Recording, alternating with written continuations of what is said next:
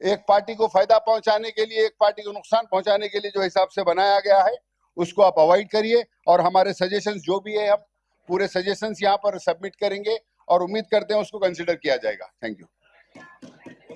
Venkat MLC Venkat గారు మాట్లాడు. Let us finish with XF. అందరూ ఒక ఎమ్మెల్యే ఒక ఎమ్మెల్సీ మాట్లాడండి, because I think we should give chance to the corporators. మీరు ప్లీజ్ రెస్పెక్ట్ చేయండి, బికాజ్ మా కార్పొరేటర్స్ కి every time that's what they అందరూ కూడా మమ్మల్ని రిక్వెస్ట్ చేస్తున్నారు. కార్పొరేటర్స్ కి అదే విధంగా కమిషనర్ గారికి, అదే విధంగా ఇక్కడ ఉన్న శాసన సభ్యులకి, శాసన మండలి సభ్యులకి, కార్పొరేటర్స్ కి, శ్రవణన్న ఒక నిమిషం, కార్పొరేటర్స్ కి అందరు కూడా వెరీ గుడ్ మార్నింగ్. మేడం, ఏదైతే జనరల్ గా వాట్ ఐ నోటీస్డ్ మేయర్ గారు, ఏదైతే ఇది డీలిమిటేషన్ సంబంధించి భవిష్యత్తుని దృష్టిలో పెట్టుకొని హైదరాబాద్ ఇమేజ్ పెంచనీకి ఏదైతే ప్రభుత్వం తీసుకున్న ఒక నిర్ణయానికి సంపూర్ణంగా మద్దతు ప్రకటిస్తున్నాం madam.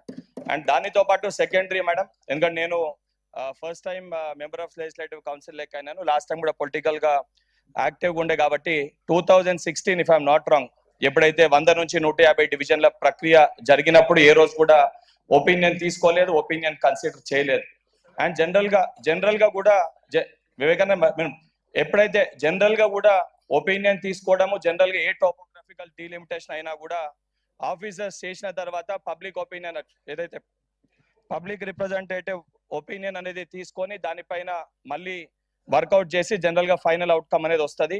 And as per system procedure ప్రకారంగా ఫాలో అవుతున్నందుకు ప్రభుత్వానికి కృతజ్ఞత చేస్తున్నా. కానీ చిన్న ప్రాబ్లం మేడం దీంట్లో, అంటే కొన్ని చోట్ల అంటే ప్రాబ్లం ఏమవుతుందంటే మేడం, పొలిటికల్ ఇంట్రెస్ట్ మాకు అడిగినప్పుడు సరే everyone has their own personal interest, division పెరిగినప్పుడు కార్పొరేటర్ ఇంట్రెస్ట్ కార్పొరేటర్ డివిజన్ పైన ఉంటది, ఎమ్మెల్యే గారి ఇంట్రెస్ట్ ఎమ్మెల్యే గారి డివిజన్ ఇట్లయితే బాగుంటది అని ఉంటది, లేదా ఇంకొక ఇంట్రెస్ట్ 2 డివిజన్స్ అయినప్పుడు 2 డివిజన్స్ కూడా మన పరిధిలో ఉంటాయని పర్సనల్ ఇంట్రెస్ట్ ఎవరిది వాళ్ళకు ఉంటది.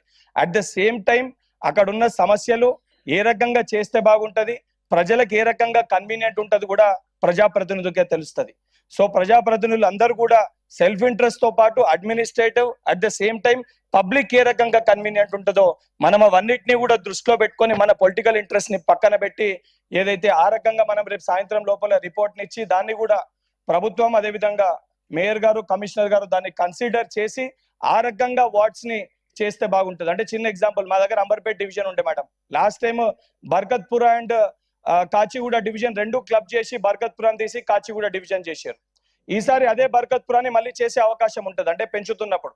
కానీ తులసీనగర్ అని చెప్పి గోల్నాకాలో కొన్ని స్లమ్స్ ని తీసుకొని వచ్చి, కొన్ని కాలనీస్ ని తీసుకొని వచ్చి ఏదైతే దాంట్లో కలపడం జరిగింది. సో ఇటువంటి చిన్న చిన్న మిస్టేక్స్ కొన్ని జరిగినాయి. సో దానికి సంబంధించి ఇచ్చిన రిప్రజెంటేషన్స్ ని కేవలం రిప్రజెంటేషన్స్ గా చూడకుండా వాటిని పరిష్కరించినామని చెప్పి ఏదైతే దాని తర్వాత దాన్ని ఏ రకంగా రిజాల్వ్ చేయగలుగుతామో ఎక్స్ ఆఫీషియల్స్ తోటి, కార్పొరేటర్స్ తోటి పర్సనల్ గా కమిషనర్ గారు డిస్కస్ చేసి రిజాల్వ్ చేయాలని చెప్పి కోరుతూ నాకు అవకాశం ఇచ్చినందుకు ధన్యవాదాలు. Thank you.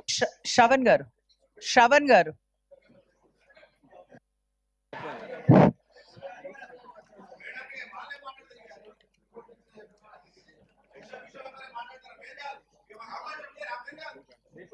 హానరబుల్ ఒక ఎమ్మెల్సీ ఒక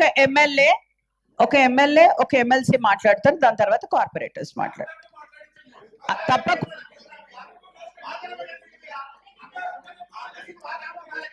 అందరితో మాట్లాడిద్దాం, సజెషన్స్ తప్పకుండా అందరితో మాట్లాడిస్తారు. కూర్చోండి.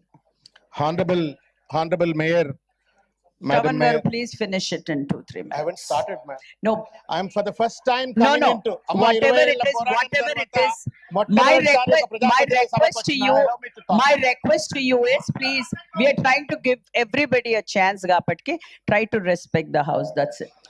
Honorable Madam, Honorable Mayor garu,